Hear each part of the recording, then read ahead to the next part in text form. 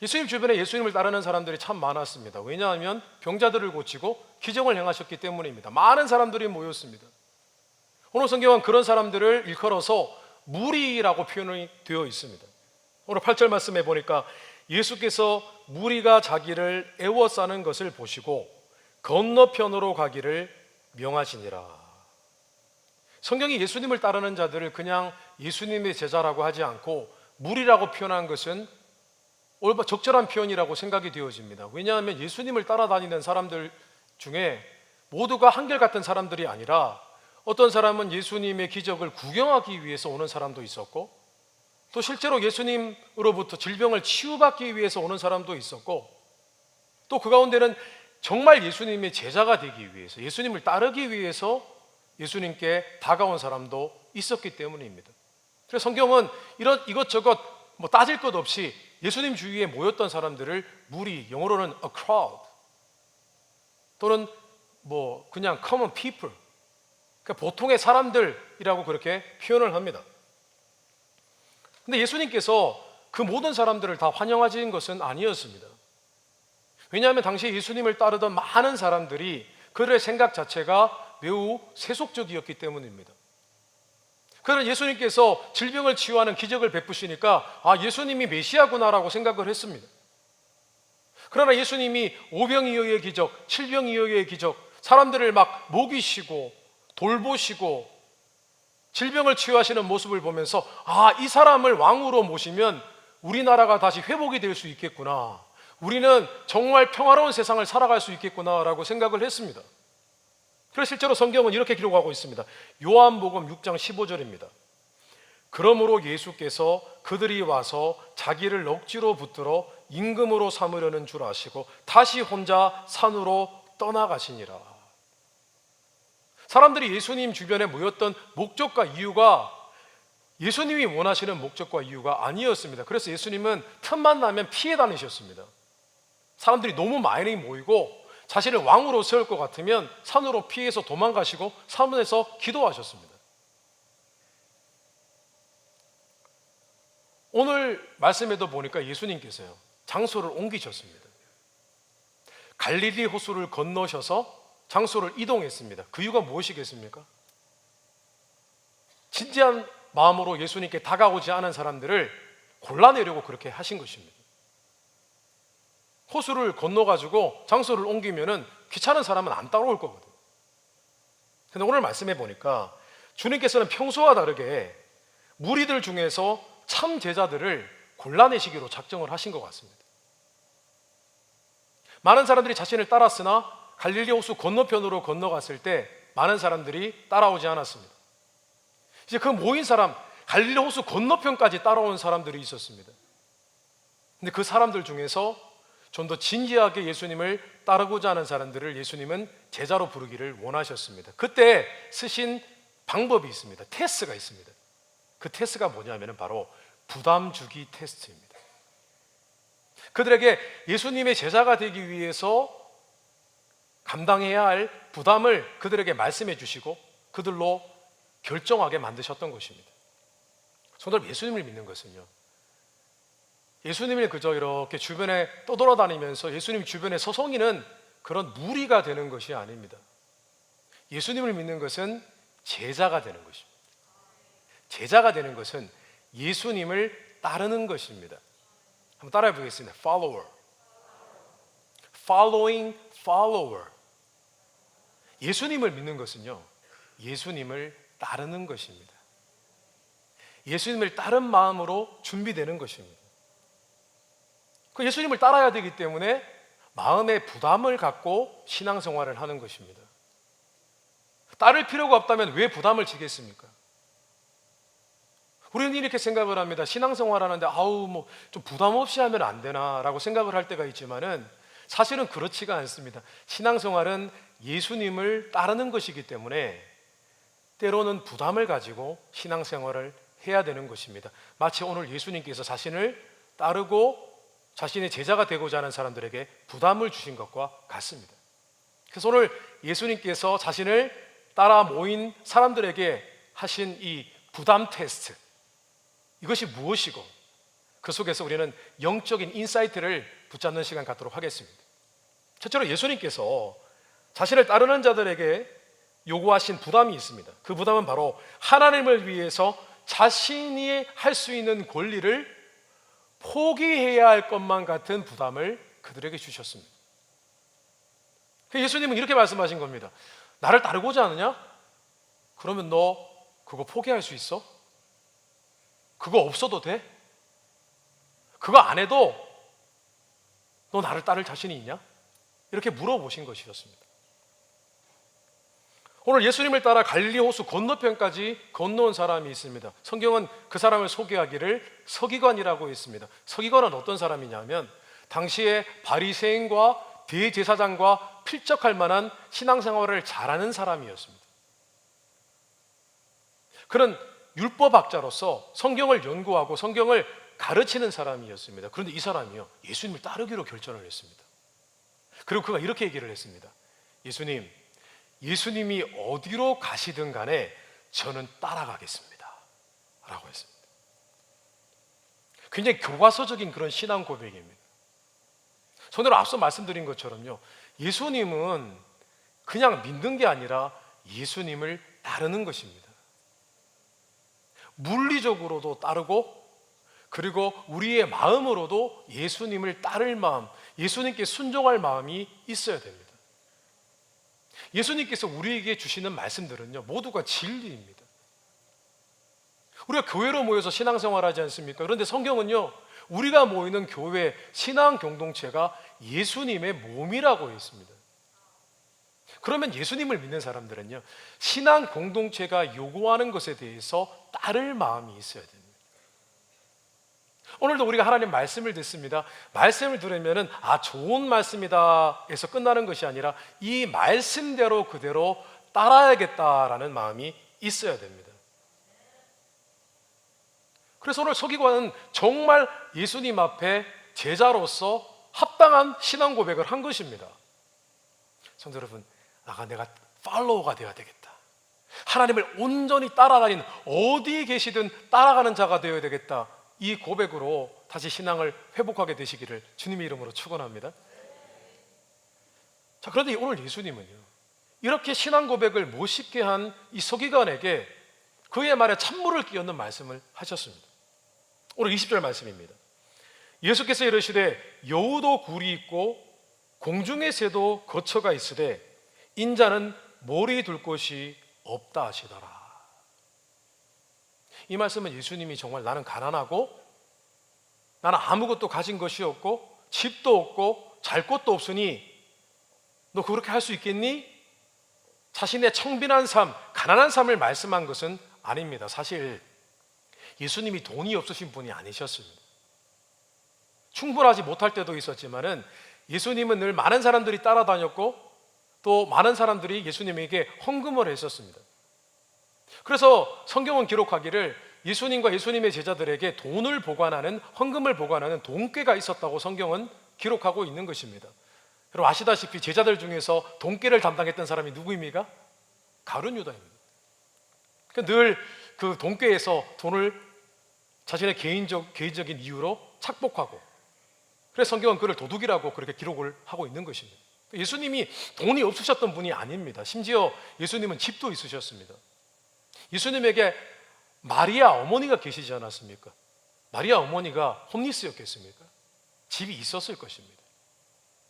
그리고 예수님을 따르는 자들이 많았기 때문에 예수님을 집에 초대하고 재우고 먹이는 사람들 늘 있었습니다. 예수님이 집이 없으신 분은 아니었습니다. 지금 예수님이 하시는 말씀은 이런 뜻입니다. 너가 나를 따르고자 하느냐?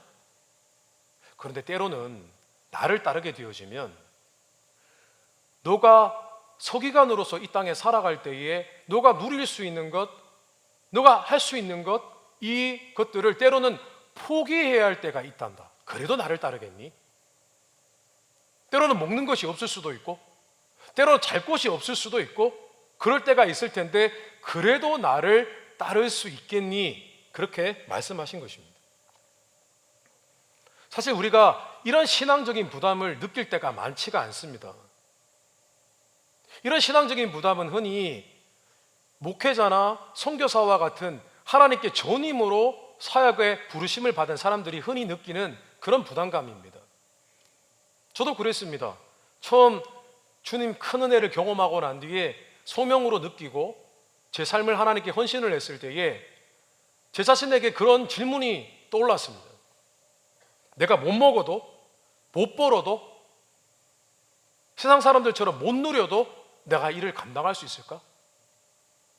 그것이 가장 처음 부딪혀오는 부담감이었습니다.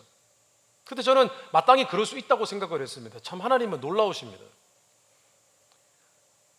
어떨 때는 은혜를 주시면요, 현실을 바라볼 수 있는 감각을 상실하게 됩니다. 그게 하나님의 은혜죠. 너무 하나님 은혜가 크니까 현실에서 평소 같으면은 막 고민하고 이런 부담을 내가 느끼게 살아야 되나라고 생각해야 될 텐데, 하나님이 꼭 하나님의 사역으로 부르실 때는요, 막 은혜를 많이 줘가지고 약간 흐려주십니다. 속이는 거예요. 속은 거예요. 괜찮다고 막 하나님 은혜로 충분하다고 막 그렇게 느끼게 만들어 주십니다. 그러면 하나님 저 없어도 괜찮습니다. 제가 누릴 거 다 못 누려도 그 포기해도 괜찮습니다. 하나님은 충분합니다. 그렇게 고백하게 되어집니다. 그래서 하나님의 일에 헌신하게 된 것입니다. 그러나 그럼에도 불구하고 이 모든 것들이 때로는 하나님의 사역을 위해서 부름을 받은 사람들에게 주어지는 부담이라 할지라도 이런 부담을 때로는 우리가 신앙생활을 할 때도 느낄 수 있어야 됩니다. 나는 조금 적게 벌고 내가 충분히 벌 수 있는 것조차도 잠시 내려놓고 포기하고 하나님을 섬길 수 있을까? 내가 지금 누릴 수 있는 것 이거 잠깐 내려놓고 하나님의 일을 할 수 있을까? 하나님께 헌신할 수 있을까? 내 시간과 물질을 드릴 수 있는가? 이런 부담이 우리에게 있어야 한다는 것입니다. 믿는 자가 신앙생활할 때 보편적으로 갖는 생각은 이런 생각입니다. 내가 시간이 있으면 하나님을 섬겨야지. 내게 물질이 더 생기면 내가 하나님께 드려야지. 내가 좀 이 일을 하고 가장 바쁘고 그리고 내게 중요한 일들을 다 감당하고 난 뒤에 내가 이런 일들을 해야지. 이렇게 생각할 때가 참 많이 있습니다. 물론 우리가 실제로 상황이 어려워서 하나님을 섬기지 못할 때도 있고 또 하나님이 내게 원하시는 일들을 다 해내지 못할 때도 있습니다. 그러나 성도는 우리가 이것을 기억해야 됩니다. 나는 아무것도 손해보지 않겠다. 나는 내가 원하는 것을 하나도 포기하지 않겠다. 희생하지 않겠다. 내가 원하는 것도 하고 하나님이 내게 원하시는 것도 하고 나는 다 두 마리 토끼를 다 잡겠다라고 생각했을 때 우리가 잃어버렸던 하나님이 우리에게 주셨던 섬길 기회, 은혜를 부어주시기 원해서 우리에게 주셨던 그 기회 얼마나 많이 잃어버렸는지 성도님들은 알고 계십니까? 우리가 포기하지 않으려 했기 때문에 잠시 내려놓지 않으려고 했기 때문에 우리가 잃어버린 것들이 참 많이 있습니다. 그러나 우리가 내가 얼마든지 누릴 수 있는 권리를 포기할 때 할 수 있는 일들은 더 많습니다. 그리고 하나님은 그러기를 원하십니다. 우리는 이제부터 여유롭게 하는 신앙생활이 아니라 부담을 갖는 신앙생활을 해야 됩니다. 고민해야 됩니다. 내가 이것을 하지 않고 하나님이 원하시는 것을 해야겠다. 내가 이것을 잠시 내려놓고 하나님이 원하시는 것을 해야 되겠다. 이런 고민을 하기 시작을 해야 됩니다. 그럼 하나님이 우리를 사용하십니다. 오늘 제가 칼럼에도 썼습니다. 구제에 관한 칼럼을 썼습니다. 주제가 구제입니다. 크리스찬들이 약한 부분이 구제입니다. 그런데 구제를 할 때 성경은 이렇게 우리에게 요구합니다. 너희가 힘에 부치는 대로, 힘 닿는 대로 구제를 하라. 그렇게 말씀을 하고 계십니다. 만약에 우리가 정말 힘 닿는 대로, 힘에 부치는 대로 구제를 하려면 우리가 어떻게 해야 되겠습니까? 나 이번에 이거 안 쓰고 하나님께 드려야지. 나 이번에 이거 안 쓰고 내가 이거 할 수 있는데 이거 하지 않고 하나님께 드려야지. 남을 도와야지. 라고 할 때 제대로 된 구제가 가능해지는 것입니다. 맞습니까?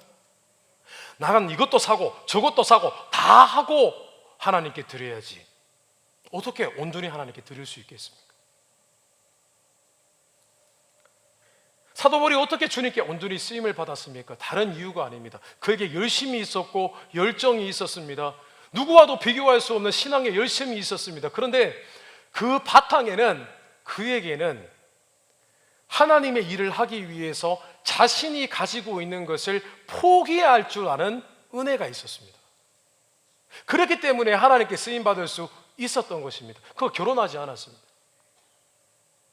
그 모든 포기하는 것들을 그가 표현하기를 이렇게 표현을 했습니다. 고린도전서 9장 18절 말씀입니다. 그런즉 내 상이 무엇이냐? 내가 받을 상급이 무엇이냐? 내가 복음을 전할 때 값없이 전하고 복음으로 말미암아 내게 있는 권리를 다 쓰지 아니하는 이것이니라.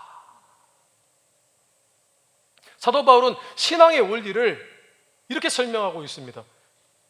우리가 하나님으로부터 받을 칭찬이 무엇입니까? 상급이 무엇입니까? 우리가 어떻게 해야 신앙생활을 잘하고 하나님께 헌신될 수 있습니까? 우리의 권리를 다 쓰지 않는 것입니다. 때로는 포기하는 것입니다. 포기하고 그 남은 시간과 에너지와 열정을 하나님께 드릴 때 우리의 신앙과 섬김은 완전해지는 것입니다. 그렇게 고백을 한 것입니다.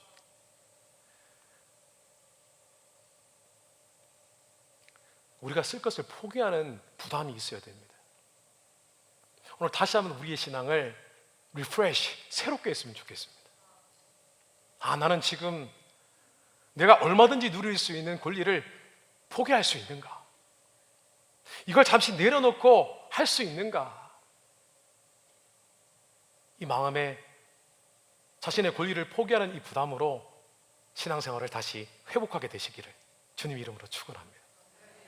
자, 또 한 가지, 두 번째로 오늘 주님께서 자신의 주변에 모인 사람들에게 주신 부담은 하나님께, 세상 무엇보다 하나님께 우선순위를 두어야 할 것 같은 부담을 주셨습니다. 선택하라는 겁니다. 어디에 더 우선순위를 둘 것인지를 선택해야 할 것 같은 부담을 주셨습니다. 오늘 예수님을 따르는 자들 중에서 오늘 성경은 제자가 있었다고 기록하고 있습니다. 제자. 오늘 서기관은 서기관이라고 기록을 하고 있는데 제자라고 했습니다. 이 말은 예수님의 12제자는 아닌 것 같지만은 적어도 예수님을 오래전부터 따라다니고 예수님을 섬겼던 사람이었던 것 같습니다. 제자라고 불렀으니까 진짜 제자였던 것이죠. 근데 이 사람이 이제는 예수님을 정말 본격적으로 따르기 원했던 사람이었던 것 같습니다. 근데 예수님께 부탁을 합니다. 예수님, 제가 이제는 정말 본격적으로 주님을 따르는 삶을 살겠습니다. 제자로서 살아가겠습니다. 주님의 도를 따르기 원합니다. 자, 그런데 제 아버지가 장례가 났습니다. 아버지가 돌아가셨습니다. 이 장례만 잘 치르고 다시 예수님께 돌아오도록 하겠습니다. 허락해 주시겠습니까? 라고 물었습니다. 성도 여러분, 한번 생각해 보십시오. 아버지가 돌아가시고 아버지의 장례를 치르는 일은 사람이 마땅히 해야 할 도리입니다. 왜 그것을 예수님께 뭐로 묻습니까? 그러나 적어도 당시에는 이 제자도라는 것은 굉장히 심각한 것을 의미하는 것이었기 때문에 아마 그도 내 스승, 내가 따라다녀야 할, 내가 순종해야 할 스승이고 또 이분이 하나님의 아들이라는데 내가 적어도 이 중요한 일조차도 하나님께 물어봐야 되겠다, 예수님께 물어봐야겠다 생각을 했던 것 같습니다. 얼마나 예의가 바릅니까? 예수님, 제가 장례 잘 치르고 금방 다시 돌아오겠습니다 라고 한 것입니다. 근데 예수님께서 이 제자의 마음도 무시하신 채 아주 큰 부담을 주셨습니다. 어려운 부담, 기분이 나빠질 수도 있는 그런 부담을 주셨습니다. 오늘 22절입니다. 예수께서 이르시되 죽은 자들이 그들의 죽은 자들을 장사하게 하고 너는 나를 따르라 하시니라. 예수님이 무슨 말씀을 하셨냐면은 그냥 죽은 사람은 영원히 죽은 사람들이 돌보게 하고 너는 그냥 다 거두절미하고 계속 나를 따르라. 장례 필요 없다. 그렇게 말씀하신 것입니다. 저는 우리가 만약에 오늘 제자의 입장이라면 어떻게 반응을 했겠습니까? 아마 화가 나서 도망갔을지도 모르겠습니다. 아니, 예수님을 믿는 것이 예수님을 믿는 것이 인간적인 도리도 무시하라는 것인가? 어떻게 예수님 이런 말씀을 하실 수 있을까라고 생각을 했을 것입니다. 그러나 성도 여러분, 때로는 우리가 하나님 말씀을 해석할 때 예수님의 편에 서서 해석하는 것이 맞습니다. 꼭 예수님께서 그런 뜻으로만 말씀하신 것 같지는 않습니다. 아마 그 사람이 아버지라고 했지만은 친아버지가 아니었을 수도 있을 것입니다. 아버지로 모시는 분이었을 수도 있고, 또 그가 처한 상황이 굳이 자신이 장례를 집례하지 않아도 다른 형제들이 많아서 그랬을 수도 있습니다. 그러나 분명한 것은 예수님께서는 그에게 보다 합당한 제자로서의 조건을 요구하신 것입니다.